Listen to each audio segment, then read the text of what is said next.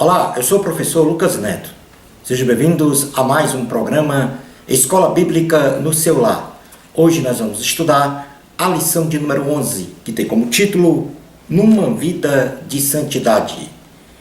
Dentro deste tema, nós vamos falar sobre 3 assuntos. Em primeiro lugar, santidade com o corpo. Em segundo lugar, vamos falar sobre santidade com a mente. E em terceiro lugar, vamos falar sobre palavra e oração. Vamos então dar início à nossa aula de hoje. Um cristão que vive em santidade reflete a pessoa de Cristo para o seu próximo, revelando no pensar e no proceder valores puros, santos e alinhados com a vontade de Deus. Nesta lição, estudaremos sobre a santidade do corpo, da alma e no espírito, bem como a palavra de Deus e a oração, como fatores que sustentam a santidade de um cristão. Item número 1 da aula, santidade com o corpo. Definição de santo. Santo é o cristão que vive de forma permanente uma vida consagrada a Deus, confirmando no seu pensar e também no seu agir, no corpo, na alma e no espírito, de modo irrepreensível em todos os aspectos de sua vida: família, trabalho, escola, igreja, casamento, noivado, namoro, etc. Na primeira carta de Pedro, capítulo de número 1, versículos 13 ao 16, diz assim a palavra do Senhor. Primeira carta de Pedro, capítulo 1, versículo 13 ao 16. Por isso, cingindo o vosso entendimento, sede sóbrios, e esperai inteiramente na graça que vos está sendo trazida, na revelação de Jesus Cristo. Como filhos da obediência, não vos amoldeis às paixões que tinhais anteriormente, na vossa ignorância. Pelo contrário, segundo é santo aquele que vos chamou, tornai-vos santos também vós, mesmo em todo o vosso procedimento. Porque escrito está: sede santos, porque eu sou santo. Definição de santidade. É um estado de espírito conferida pela qualidade daquele que é santo, que zela por tudo que é sagrado, rejeitando o profano, ou seja, separa de forma bem delineada o sagrado do profano, se mantendo sempre num estado de santidade. No Salmo de número 93, versículo 5, diz assim a palavra do Senhor. Salmo 93, 5. Salmo de número 93, 5 diz: Fidelíssimos são os seus testemunhos, à tua casa convém a santidade, Senhor, para todo o sempre. Definição de santificação. É um processo contínuo e progressivo de santidade, em que o cristão busca cada vez mais ter o mesmo caráter de Cristo, ocorrendo em 3 estágios, sendo o primeiro quando se aceita Jesus como Senhor e Salvador, o segundo quando vivemos segundo Cristo vive em nós, e o terceiro estágio final, que ocorrerá na vinda de Jesus, onde haverá a ressurreição dos salvos que morreram em Cristo e o arrebatamento dos salvos vivos, todos num corpo glorioso. Na carta aos Hebreus, capítulo de número 12, versículo 14, diz assim a palavra do Senhor: Segui a paz com todos e a santificação, sem a qual ninguém verá o Senhor. Um corpo santo. A cada dia que passa em nosso tempo, a humanidade se enlameia na promiscuidade e na perversão sexual. Cotidianamente, os espíritos sodomitas agem sobre as famílias, bombardeando-as por orientações sexuais ilícitas e estímulos às práticas sexuais antibíblicas, especialmente através da mídia escrita, falada e televisiva. A televisão é um dos maiores veículos de massa que granjeia e transmite sem qualquer constrangimento aos telespectadores e, por conseguinte, às famílias, os mais devassos ensinamentos das práticas amorais e imoralidades sexuais, sem se falar no maior instrumento de comunicação de massa que é a internet, que sem fronteiras ultrapassa a mente de todos com as mais repugnantes informações sobre sexo e sexualidade. O culto ao deus Eros, deus do pseudo-amor na mitologia grega, já é uma realidade entranhada no corpo, na alma e no espírito da sociedade. E é por isso que devemos estudar sobre a sexualidade à luz da Bíblia, para não sermos engolfados por esta podridão do sexo e da sexualidade apresentadas pelos sodomitas, que desvirtuam sua pureza e a sacralidade dada e criada por Deus ao sexo. Mas quais são as práticas do uso do corpo no campo sexual que a Bíblia reprova? Ou seja, as práticas do uso do corpo que são antibíblicas. A primeira prática é a fornicação, que é a relação sexual entre pessoas não casadas. A segunda, o adultério, relação sexual de um homem casado com uma mulher que não é a sua esposa, ou vice-versa. Homossexualidade, atração sexual entre pessoas do mesmo sexo. Masturbação, vício solitário, autoerotismo. Não há referência explícita à masturbação na Bíblia, mas existem passagens que tratam desse assunto de forma implícita. Por exemplo, Onã, ele foi morto pelo Senhor porque derramava seu sêmen em terra. Ainda há que se acrescentar que 3 coisas classificam a prática da masturbação como pecado. A saber, em primeiro lugar, a masturbação leva a pessoa às fantasias, fantasias sexuais que levam a atos condenáveis. O ato sexual foi criado por Deus para ser praticado por um casal, marido e mulher, e não por uma pessoa sozinha. E como na prostituição, a pessoa peca contra o próprio corpo, assim sucede com a masturbação. Outras perversões sexuais que a Bíblia reprova: a corrupção, desmoralização, depravação, alteração, transtorno, qualquer anomalia do comportamento sexual.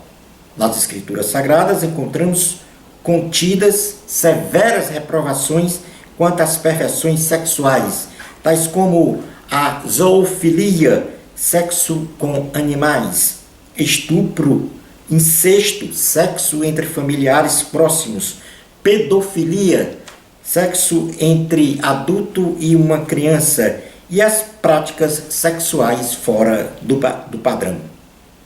A sociedade pós-modernista, neste culto desenfreado ao deus Eros, pratica o sexo meramente para satisfazer prazeres carnais. Entretanto, a Bíblia Sagrada instrui aos cristãos a praticar a relação sexual somente depois do casamento e motivado pelo amor. Na primeira carta aos Coríntios, capítulo de número 7, primeira carta aos Coríntios, capítulo de número 7, versículo 3 diz: o marido conceda à esposa o que lhe é devido, e também, semelhantemente, a esposa ao seu marido. Lembre-se bem que o nosso corpo é templo e habitação do Espírito Santo, e por isso mesmo, o nosso corpo santo não pode ser profanado por agressão através do sexo ilícito, pelo uso de drogas ilícitas ou por toda e qualquer prática que desvirtua o nosso corpo de ser santo. E no aspecto das drogas lícitas ou ilícitas, nós colocamos, por exemplo, aqui o álcool, como dita lícitas, entre aspas, o fumo. Agora, fora disso está as drogas que são prescritas por médicos para tratamento médico. Item número 2, santidade com a mente. Falamos então da santidade do cristão com o corpo e vamos falar agora da santidade com a mente. O cristianismo carrega em seu bojo princípios norteadores do comportamento cotidiano do cristão em relação às pessoas. A igreja, a família, a sociedade e principalmente em relação a Deus. Colocando assim inexoravelmente o cristianismo na condição de ser espiritual ou também racional. E na carta aos Filipenses, capítulo de número 4, carta aos Filipenses, capítulo de número 4, versículo 8, diz assim a palavra de Deus: finalmente, irmãos, tudo que é verdadeiro, tudo que é respeitável, tudo que é justo, tudo o que é puro, tudo que é amável, tudo que é de boa fama, se alguma virtude há e se algum louvor existe, seja isso o que ocupe o vosso pensamento. Nesta passagem que nós acabamos de realizar a leitura, Paulo nos adverte a colocarmos uma espécie de filtro em nossa mente, fechando para tudo quanto é vil e pernicioso, abrindo-a então para as seguintes virtudes. Primeiro, temos que pensar em tudo o que é verdadeiro. O verdadeiro, neste contexto bíblico, refere-se a lidar fielmente ou verdadeiramente com alguém, isto é, refere-se a tudo que é genuíno, sincero e fiel. Devemos nos opor a tudo que é falso e irreal. O cristão deve proclamar a verdade e viver a verdade no seu comportamento cotidiano.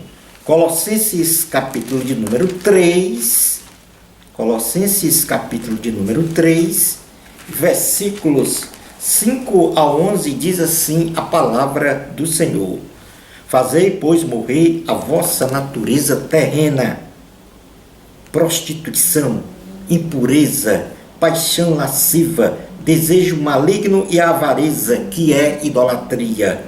Por estas coisas é que vem a ira de Deus sobre os filhos da desobediência. Ora, nessas mesmas coisas andastes vós também, noutro tempo, quando vivieis nelas. Agora, porém, despojai-vos igualmente de tudo isto: ira, indignação, maldade, maledicência, linguagem obscena do vosso falar. Não mintais uns aos outros, uma vez que vos despistes do velho homem com seus feitos, e vos revestistes do novo homem, que se refaz para o pleno conhecimento, segundo a imagem daquele que o criou, no qual não pode haver grego nem judeu, circuncisão nem incircuncisão, bárbaro, cita, escravo, livre, porém Cristo é tudo em todos. Em segundo lugar, nós devemos pensar ou ter em nossa mente tudo que é honesto, Paulo nos exorta a termos uma conduta transparente e decorosa. Isto significa que nosso comportamento deve sempre assumir uma postura decente, respeitosa, digna de respeito, reverência e honra perante as pessoas com as quais nos relacionamos.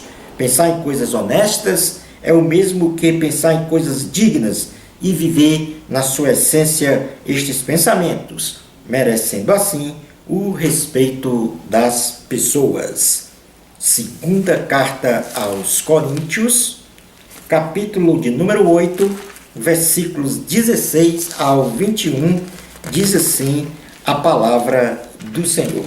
Segunda carta aos Coríntios, capítulo 8, versículos 16 ao 21.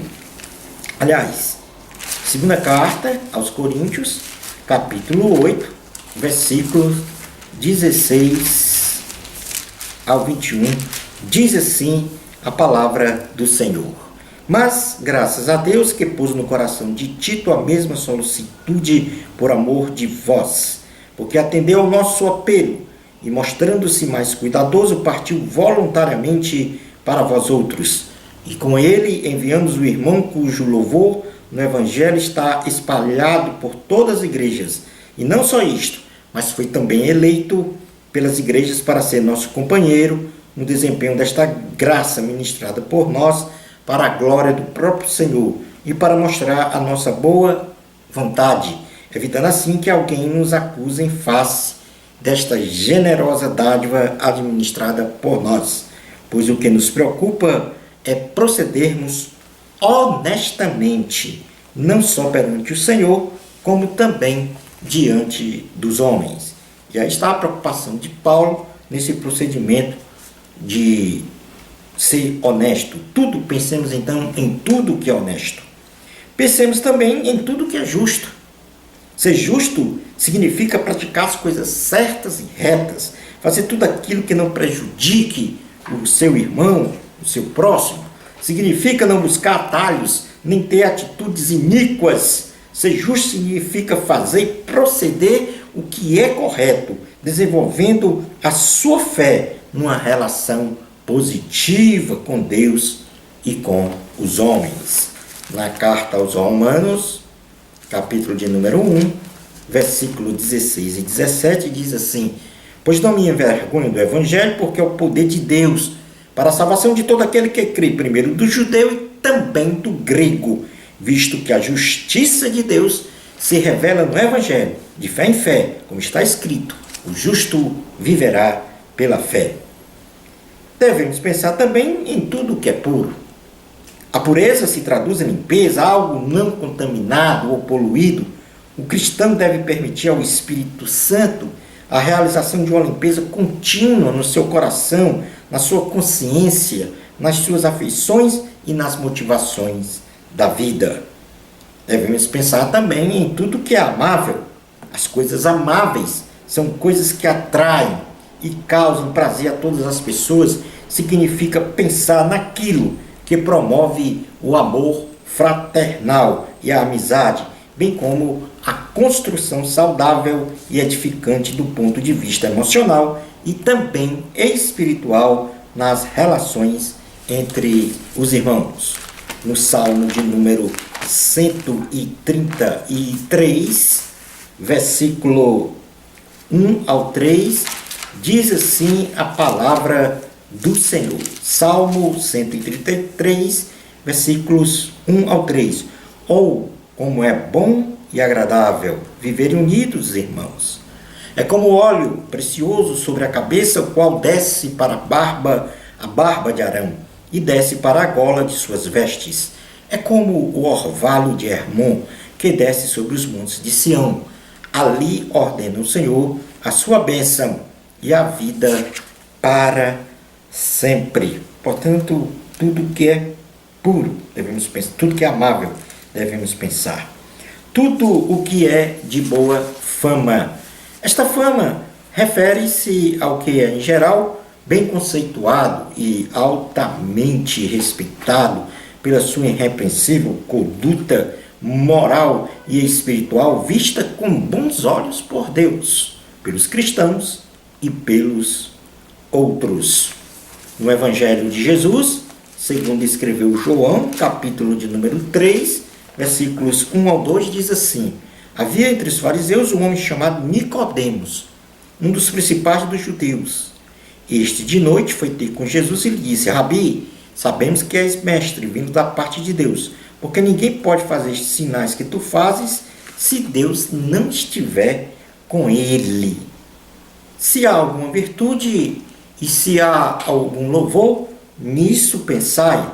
O cristão tem por obrigação demonstrar para o mundo a excelência do seu modo de pensar e viver.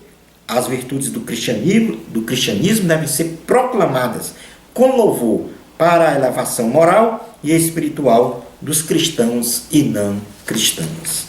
Portanto, a nossa santidade com a mente perpassa em pensarmos sempre em tudo que é verdadeiro, em tudo que é honesto, em tudo que é justo, em tudo que é puro, em tudo que é amável, em tudo que é de boa fama, em tudo em que há alguma virtude, algum louvor. Nisto nós devemos pensar. É o que disse o apóstolo Paulo na carta aos Filipenses, capítulo 4, versículo 8. Indo agora para o item 3 da lição, vamos falar sobre palavra e oração. A maturidade espiritual não se traduz somente na justificação pela fé. Na realidade, ela é também traduzida pela comunhão mística com Cristo, intimidade com Deus, desenvolvida no estudo da Bíblia e na oração, e também pela presença residente do Espírito Santo interiormente no homem. Deus faz o homem progredir espiritualmente, enviando pastores, mestres para pregar e nos ensinar, e assim receberemos instruções para o desenvolvimento de nossa vida espiritual. Porém, a revelação divina, através de toques do Espírito Santo, é o nosso principal pastor e mestre, que nos eleva ao mais excelente nível de maturidade espiritual, para continuar firmemente a nossa caminhada para as mansões celestiais. Portanto, a aspiração cristã de hoje, isto quer dizer que o cristão de hoje deve incessantemente buscar esta plenitude da maturidade espiritual. Não queremos aqui explicitar o perfeccionismo, pois sobre a terra não há homem que por si só seja justo e de inteira impecabilidade. Porém, deve o homem estabelecer um estado de perfeição que é progressivo e só se encerra com a volta de Cristo. Mas urge a latente pergunta: como podemos obter esta tão desejada maturidade espiritual segundo os meios atuais que temos ao nosso alcance? Entre outras ações, nós temos como as principais, em primeiro lugar, o estudo sistemático da Bíblia Sagrada. Desenvolverá o nosso intelecto quanto às coisas espirituais, nos proporcionando um conhecimento mais perfeito de Deus. Em segundo lugar, prática regular da oração. A santificação. Em terceiro lugar, não existe maturidade espiritual se não passarmos pelo processo santificador, onde abandonamos nossos próprios pecados e defeitos de caráter, se consagrando ao Senhor, buscando a santidade de Deus. A prática das boas obras vem em quarto lugar, embasadas no amor cristão, isso para alcançarmos uma maturidade espiritual. O quinto fator a ação é o contato místico com Cristo, que nos leva à meditação e à iluminação espiritual, isto é, a intimidade e comunhão com o Espírito de Cristo. Em sexto lugar, imitar em tudo a Cristo, pois Ele é a plenitude da divindade. E em sétimo lugar, experiência com Deus. E por último, vida eterna. Esta é a maior aspiração que um cristão deve ter hoje e para sempre, numa condição de maturidade cristã. Qual é a importância da oração? E na carta aos Filipenses, capítulo de número 4, versículo 6, diz assim a palavra do Senhor: não andeis ansiosos de coisa alguma. Em tudo, porém, sejam conhecidas diante de Deus as vossas petições, pela oração e pela súplica, com ações de graças. A oração é o canal mais eficaz de comunicação com Deus. E por isso deve ser a prática cotidiana do cristão. Neste contexto, a oração é o modo mais efetivo e eficiente de aliviar a nossa ansiedade e, ao mesmo tempo, proporciona a condição ideal para a resposta do Senhor nosso Deus. O apóstolo Paulo nos orienta a orar em 3 modos distintos, quais sejam: orar com petições, isto é, todas as nossas petições podem ser apreciadas pelo Senhor Jesus. Em segundo lugar, orar com súplicas, ou seja, orar rogando com pedido insistente e humilde. Em terceiro lugar, orar com ações de graça, significando que esta oração é feita com gratidão por tudo o que o Senhor Jesus é. No Salmo de número 103, versículos 1 a 6, diz a palavra de Deus. Salmo 103, versículos 1 a 6. Bendize, ó minha alma, ao Senhor, e tudo o que há em mim, bendiga ao seu santo nome. Bendize, ó minha alma, ao Senhor, e não te esqueças de nenhum só de seus benefícios. Ele é quem perdoa todas as tuas iniquidades, que sara todas as tuas enfermidades, que na cova redime a tua vida e te coroa de graça e misericórdia, que farta de bens a tua velhice, de sorte que a tua mocidade se renova como a da águia. O Senhor faz justiça e julga a todos os oprimidos. Concluindo a nossa aula de hoje, o pensamento humano é o pai da ação e, dependendo como esteja sendo este pensamento humano alimentado, este pode nos motivar a louvar a Deus ou não com nossas ações.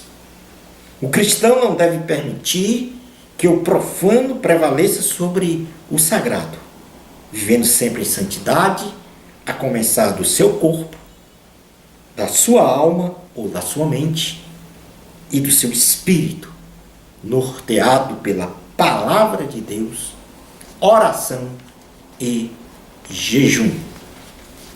Bênçãos especiais de Jesus para você. Amor a Cristo. A glória é de Deus. Até o nosso próximo programa Escola Bíblica no seu lar, se Deus permitir.